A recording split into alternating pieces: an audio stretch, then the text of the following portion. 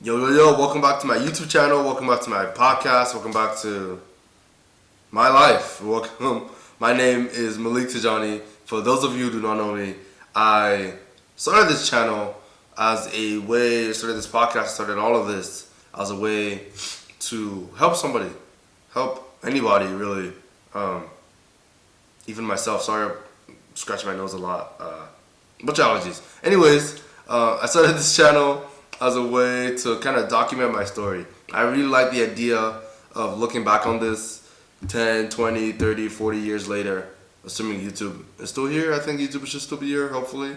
And really looking back on the progress that I have made and knowing that I have done something, impacted somebody's life that wasn't my own. I graduated college a year ago. It was graduation weekend this last weekend. So exactly a year ago, and I really, 3 months into my job, I really didn't want the proof of my life to just be me living for myself, me making money for myself, me doing all these things for myself. I wanted something more. I felt like there was something more for me. And so that's one of the motivations behind this channel. And yeah, once again, I am Malik Tijani. And with that, I feel like we can get to today's episode of humility and being humble. What it means to be humble. Sit down. I'm sorry. So what it means to be humble. And my very first point is talking about what is often known as the opposite of being humble, of humility. And that's pride. And I feel like these aren't really exact opposites. I feel like there's rarely ever a case where things are 0 and 1. Having pride is good. I feel like it's necessary to be driven, to be motivated to achieve something, to achieve a goal, or do anything in general. You have to be proud of what you're doing in order to be motivated to finish it.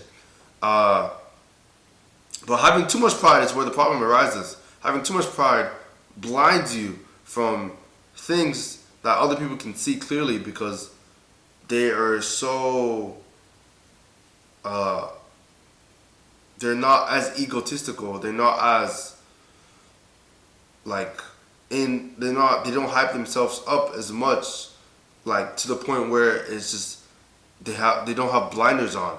But if you have too much pride, you can easily make the wrong decisions. You can easily really not trust anyone's judgment but yourself. You can easily just derail your life. And this often comes as a result of having a lot. It's easy to be humble when you don't have much, like in terms of material wealth, in terms of social status, in terms of whatever it might be, physical health, mental health, social health, political health. When you don't have any of these things, it's a lot easier to be humble because you really you're forced to look at all the things you do have, and it really humbles you. But as you start to gain more, as you start to achieve more, as you start to live more of life, and you start to just get more out of life, it's the common mistake with us and people in general is that we let it get to our heads. We let all this abundance just take away our humility. We forget the humility that we once had when we had little. And because now we have somewhat of something, we start to gain this type of ego. We start to gain too much pride. And that's why I really want to emphasize that humility isn't just the absence of pride, because you need that as well. But having too much to the point where it blinds you, and to the point that you just don't trust anyone's judgment but yourself. You think that you're the best at everything that you do, and all these different detrimental mindsets, they're just not good for you. It's just not good for your overall well-being. And this kind of leads to my next point